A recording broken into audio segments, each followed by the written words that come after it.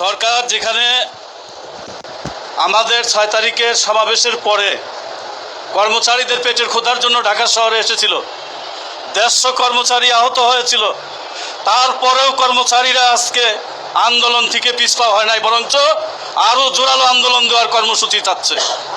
কাজে আমাদের নেতৃবৃন্দ যারা আছেন তারা একটু শক্ত থাকেন। আমরা কেন দুর্বল হই এইটা মনে করবেন না। আমাদের প্রশ্ন হলো, আমরা ৬ তারিখের সমাবেশের পরে আজকে যিনি দেশের মাননীয় প্রধানমন্ত্রী তিনি ঘোষণা করেছেন আমরা যদি বিএনপি ক্ষমতায় যাই তাহলে আপনাদের পে কমিশন বাস্তবায়ন করবে। সেই উদ্দেশ্যেই আমরা সারা দেশের কর্মচারীদেরকে নেতৃবৃন্দরা মেসেজ দিয়েছিলাম সবাই বিএনপিকে ভোট দিতে হবে। আমরা সেই ভোট দিয়েছি। আজকে কেন রাষ্ট্রের আমরা অংশ, আমরা এখানে কোনো ভিক্ষার জন্য দাঁড়িয়ে নেই। আমরা কর্মচারীরা, তারেক জিয়া সাহেব দেশের প্রধানমন্ত্রী, আপনি পার্লামেন্টে পরিচালনা করবেন, রাষ্ট্রের সমস্ত দায় দায়িত্ব কর্মসূচি সমস্ত কিছু কর্মচারীরা বাস্তবায়ন করবে। আজকে যারা কাজ চায় নাই, যারা কৃষিকাজ একদিনও চায় নাই, যে কৃষকরা দ্রব্যমূল্য দ্রুতগতিতে বিক্রি করে তাদেরকে নিয়ে জায়গায় জায়গায় কার্ড দিয়েছেন, হাজার হাজার কোটি টাকার সম্পদ দিচ্ছেন। আমরা তাতে হিংসা করছি না, অভিনন্দন জানাচ্ছি। কিন্তু আপনি যে ওয়াদা করলেন আমাদের সাথে, আপনি তো ওই পরিবারের সন্তান, আপনার কথা তো খেলাফ হতে পারে না। আপনার উচিত ছিল সর্বপ্রথম ১৫ সালের পর থেকে যে কর্মচারীরা, ক্ষুধার্ত কর্মচারীরা অনাহারে যারা থাকে, যারা ছেলেমেয়ের শিক্ষা দিতে পারে না, যারা পোশাক কিনে দিতে পারে না, যারা ভাত খেতে পারে না, যারা অফিসে আসতে সময় পায় না, কর্মসূচি পালন করতে পারে না, তাদের জন্য আপনার পে কমিশনটি বাস্তবায়ন করা উচিত ছিল।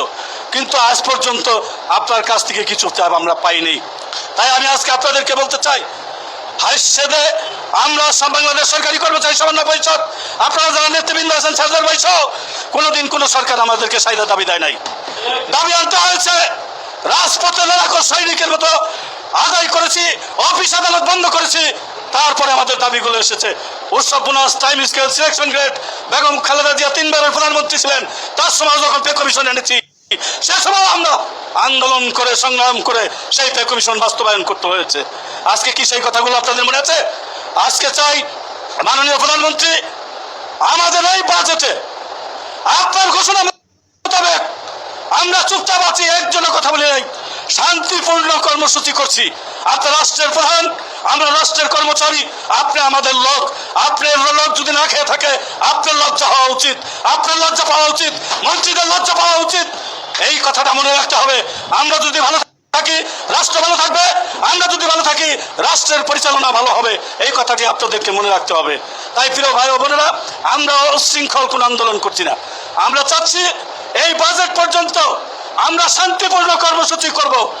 আজকে মাননীয় মুখ্য সচিব আপনাকে বলতে চাই, যদি এই বাজেটে ক্ষুধার্ত কর্মচারীরা যদি খাওয়ার ব্যবস্থা না পায়, যদি তাদের বাজেট পে কমিশন না পায়, তাদের ৭ দফা দাবি আমাদের যেটা দাখিল করা হয়েছে সেটা যদি পূরণ না হয়, তাহলে আমরা বাংলাদেশে ওই শহীদ মিনারে যে অবস্থা করেছি তার চেয়ে দ্বিগুণ অবস্থা বাংলার মাটিতে সৃষ্টি হবে। সেই জন্য আমরা দায়ী থাকবো না, এর জন্য দায়ী থাকবে সরকার।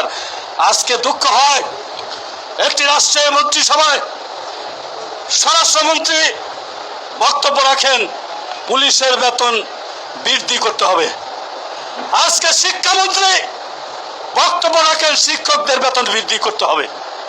মাননীয় প্রধানমন্ত্রী, আপনি তো জনপ্রশাসনের দায়িত্বপ্রাপ্ত মন্ত্রী, আপনি আমাদের অভিভাবক, আপনার ঘোষণা দেওয়া উচিত যে আমরা কর্মচারীদের বেতন চাই, বেতন ঘোষণা করতে চাই।